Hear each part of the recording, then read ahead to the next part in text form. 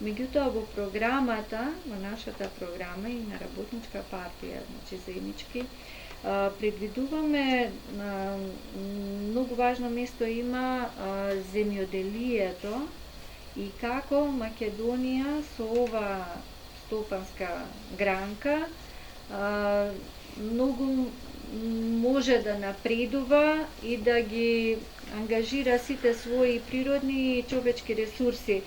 Значи, еве овдека почнува дека ќе отпочне процес на здружување на земјоделците, преку земјоделски здружувања, преку задруги и така натаму со гарантирани откупни цени, да формира агроберза и примерна преработка на произведените прехранбени производи, ќе ангажира државата, агрономи и ветеринари бесплатно да се грижат за здравјето на добитокот и живината и напредокот и заштитата на посевите и насадите, со цел Македонија да стане регион за производство на органска храна, цената и барена во светот, и овој дел исто така многу важен е, ќе ја надмине зависноста на Македонија од увоз на семенски и насаден материјал за зачувување на традиционалните производи. Ќе овозможи враќање на нивите на профитабилните култури, како афионот, памукот и тутунот, но и за воведување на нови култури како шафранот, конопот и друго. Во овој дел, еве, околу афионот, значи една култура која што потврдено е и од науката дека тука има најдобар квалитет. Македонскиот афион, најдобрите во светот. Сега има забрана за негово произведување, кој го има и на кое ниво тоа решено и дали воопшто може така да постапува државата, односно тие што ја водат, со една култура што во ова поднебје дава најдобри резултати во свет, а има и медицинска употреба. И од тоа да не може Македонија, сите ние, да имаме бенефит. Кој е изговорот? Знам кој е изговорот, меѓутоа препуштам. Не знам дали знаете дека по ослободувањето на Југославија, гаранција за постоење на Југославија беше извозот од Македонија. 95% од извозот на Југославија беше од Македонија. Токму опиумот, тутунот и памукот. 68 година со тогашната заедница на европски држави, не знам како се викаше, склучен е договор од Југославија да не се произведува во Македонија тутун, афион и памук. Или да се ограничи. Ние како се уште, најверојатно се уште се владееме со тој рестриктивен договор од некого, а за тој договор некој зима пари. Повторно едно предавство. Нашиот афион, нашите повозрасни луѓе се сеќаваат кога се гаело, кога сите имале афион, па немало наркомани, значи тоа се две различни работи.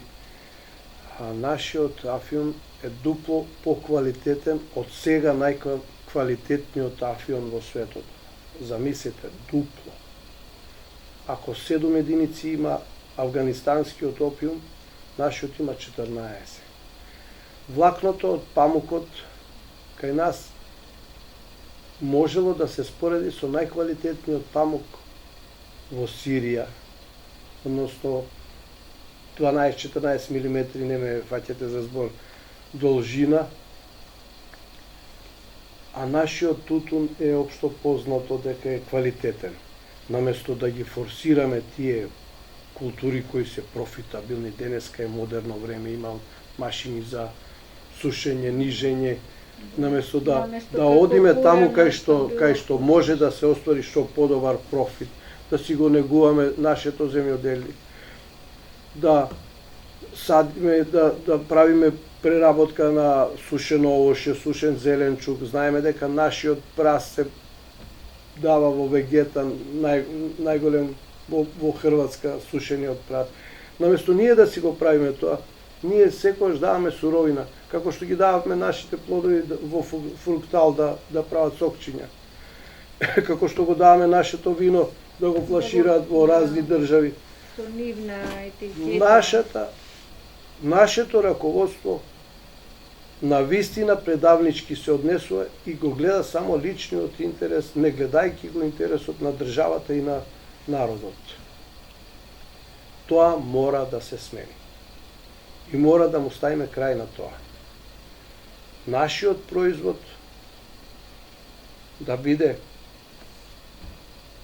добар, убав, квалитетен и пласиран на пазарот. А за сето тоа треба да го организира државата. Што сакам, добро.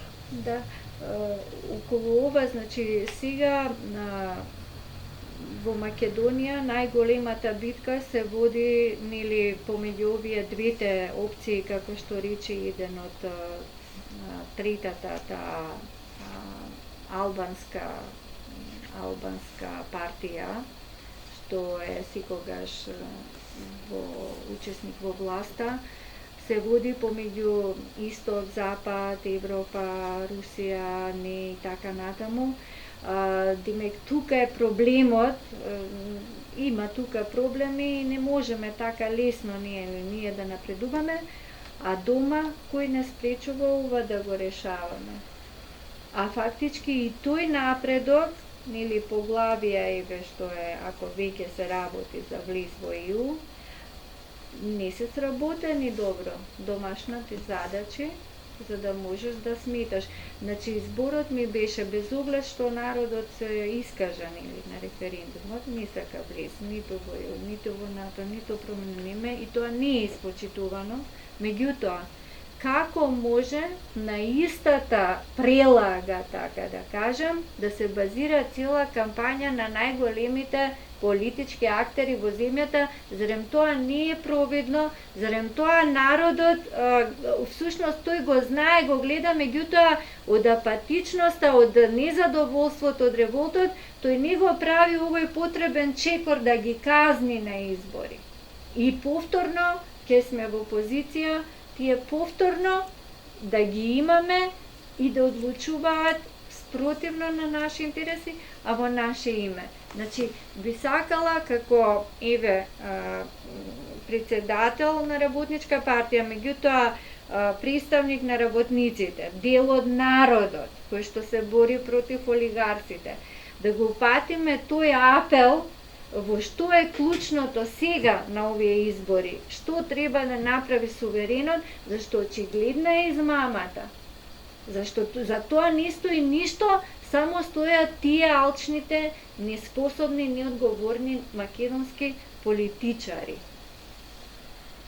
Точно така.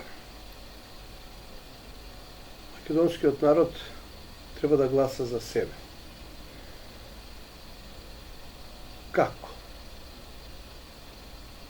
Едноставно ќе гласа за работничката партија, ќе излезе на референдуми, ќе гласа онака како што треба заеднаш да им стави крај на овие преваранти, лажови и апаши. Зошто го викам ово? Затоа што тие викаат, ние имаме единствен пат Европска Унија. Добро бе луѓе. Па еве сведоци сме Швајцарија и Норвешка не се членки на Европска Унија. Швајцарија е една од побогати, поубави држави во Европа, не во Европска Унија. Норвешка сатнината изнесува 48 евра. Значи он за 10 сата зима 500 евра, колку што ние работиме цел месец. Не е во прашање Европска Унија. Ако сме за Европска Унија,